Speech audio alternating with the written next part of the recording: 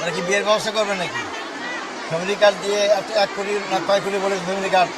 দেশের যে অর্থনৈতিক অবস্থা তারা কি হিসাব করে বলেছে নাকি ভোট পাওয়ার জন্য বলেছে আমি ঠিক জানি না।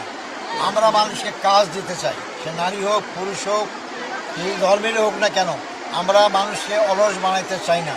তার যার যার মেধা সেই মেধা অনুযায়ী তাদেরকে আমরা বিভিন্ন জায়গায় কাজে লাগাবো ইনশাল্লাহ। আমরা বলেছি যারা যুবক অল্প শিক্ষিত তাদেরকে আমরা প্রশিক্ষণ দেব, টেকনিক্যাল প্রশিক্ষণ দেব, এবং তাদের বিদেশে যাওয়ার টাকা না থাকলে আমরা ঋণ দেব, সুদ দেব না। আমরা ঋণটা সরকার থেকে পাঠাইলে খুব কম ঋণ লাগে, অল্প টাকায় বিদেশ যাওয়া যায়, এবং যেহেতু দালালে খপ্পরে পড়বে না, তখন অনেক আমাদের ছাত্র যুবকরা বেকারত্ব দূর করে বিদেশে যেতে পারবে। আমরা বলেছি বেকার ভাতা আমরা পছন্দ করি না। বেকার ভাতা মানে আলস্য জীবনযাপন করা।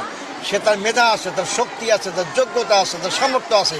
এই শক্তি যোগ্যতা সামর্থ্য মেধাকে আমরা কাজের মাধ্যমে তাদেরকে বিকশিত করতে চাই।